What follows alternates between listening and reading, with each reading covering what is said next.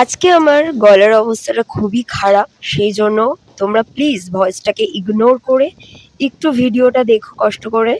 তো দারুণ সুন্দর সুন্দর পুজো প্যান্ডেল কলকাতার মধ্যে তোমাদের দেখাতে চলেছি, দেখতে থাকো। সবার প্রথমে যেই পুজো প্যান্ডেলটার সামনে আমি কিন্তু চলে এলাম সেইটা তোমাদের আগে দেখিয়ে দিই। দারুণ সুন্দরভাবে সেজে উঠেছে চারিপাশটা আলোর সজ্জায়। এখানে কিন্তু আমি চলে এসেছি, এটা হলো বেলঘড়িয়া নবরূপ গণেশ পুজোর একদম সামনে। এই হচ্ছে আমার সামনে পূজা মণ্ডপ। তো খুব সুন্দরভাবে পার্পল কালার আর ময়ূর দিয়ে খুব সুন্দরভাবে কিন্তু সাজিয়েছে। ভেতরের ডেকোরেশনটাও দেখো খুব সুন্দর কিন্তু সাজিয়েছে।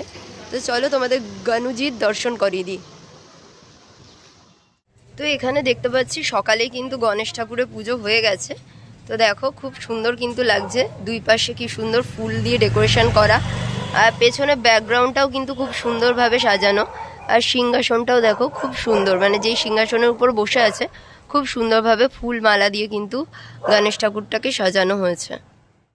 তো পরবর্তী পুজোর লাইটিংয়ের কাছে কিন্তু চলে এলাম। তো পরবর্তী পুজোতে চলে এলাম যেখানে কিন্তু লাইটিংয়ের কারুকার্যটাও খুব সুন্দর হয়েছে। প্রত্যেকটা পুজো প্যান্ডেলের লাইটিংগুলো কিন্তু দারুণ সুন্দর হয়েছে। আর আজকে আমার একটু গলা বসে গেছে, সেই জন্য তোমরা ভয়েসটাকে একটু অ্যাভয়েড করে তোমরা ভিডিওটা কন্টিনিউ দেখতে থাকো। পরবর্তী কিন্তু আমি চলে এলাম বেলঘড়িয়ার ৫৫ তলা পুজোটা তোমাদের দেখাতে। এই হলো ৫৫ তলা নাগরুক বিন্দর ক্লাব। এখানে কিন্তু খুব সুন্দর একটি পুজো প্যান্ডেল করা হয়েছে, ছোটোর মধ্যে সুন্দর। উপরের দিকে খুব সুন্দর করে ঝাড়বাতি লাগানো রয়েছে এবং প্রত্যেকটা পুজো প্যান্ডেল ফুল দিয়ে কিন্তু ডেকোরেশন করা রয়েছে। তো তোমাদের একদম কাছ থেকে দেখাই, এখানে গণপতি বাপ্পা একটি যে ব্যবসায়িক জমিদার শেঠ সেই রকম কিন্তু লুকে সাজানো হয়েছে এইখানের গণেশ ঠাকুরকে। দেখতে পাচ্ছ সাদা ধুতি পরে রয়েছে, আর নিচে তো তার বাহন রয়েছেই। আর তোমাদের একটু জুম করে দেখাই চোখটা কিন্তু এখানে খুবই সুন্দর, জীবন্ত মনে হচ্ছে ঠাকুরকে। পরবর্তী যেই পুজোটায় চলে এলাম সেটা কিন্তু নীলগঞ্জ ও ওল্ড নিমতা রোডের পুজো ব্যবসায়ী কল্যাণ সমিতির। এই ঠাকুরটা কিন্তু বিশাল উচ্চতা হয়েছে, দেখতেই পাচ্ছ তোমরা।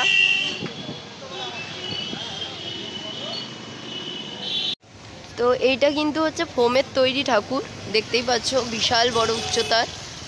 আর ঠাকুরটা দেখেই বোঝা যাচ্ছে যে অনেকটাই বিশাল আকৃতি, আর দেখতে কিন্তু খুব সুন্দর হয়েছে ঠাকুরটা। দেখো ২৫ ফুট উচ্চতার ঠাকুর।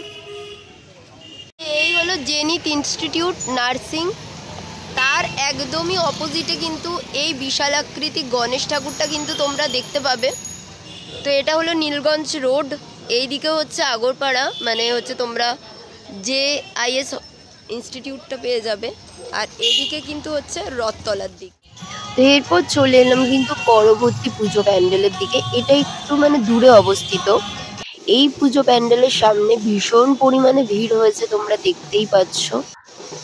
আর এইখানের গণেশ ঠাকুরটা কিন্তু সব থেকে কিউট গণেশ ঠাকুরের মধ্যে ধরা হচ্ছে।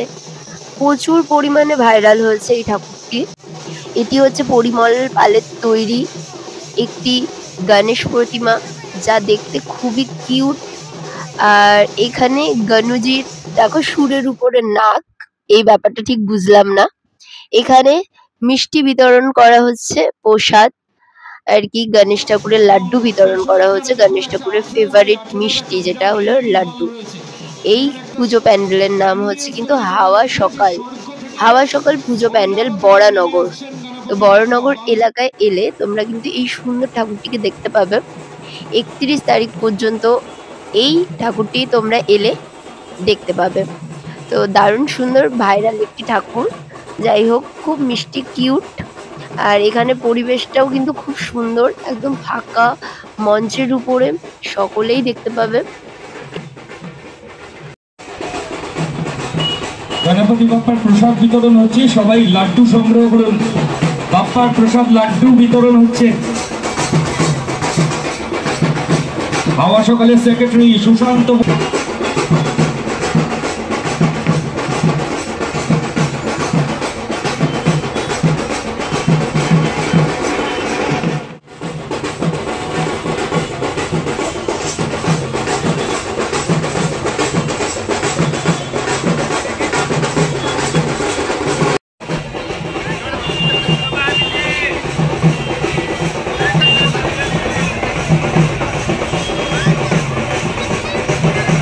এরপর চলে এলাম পরবর্তী পুজো প্যান্ডেলের এখানে।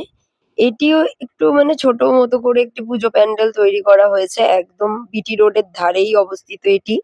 বরানগর থেকে আগরপাড়ার দিকে আসতে এই পুজো প্যান্ডেলটা দেখতে পাওয়া যায়। এখানেও কিন্তু গণেশ ঠাকুরের লুকটা দারুণ সুন্দর হয়েছে এবং ভালোই উচ্চতা সম্পন্ন একটি গণেশ ঠাকুর কিন্তু এখানেও পুজো করা হচ্ছে। তো তোমাদের যেগুলো ভালো ভালো পুজো প্যান্ডেল সেগুলো তোমাদের অলমোস্ট দেখিয়ে দিলাম। তো আজকের জন্য ভিডিও এখানেই এন্ড করছি। Tata, by.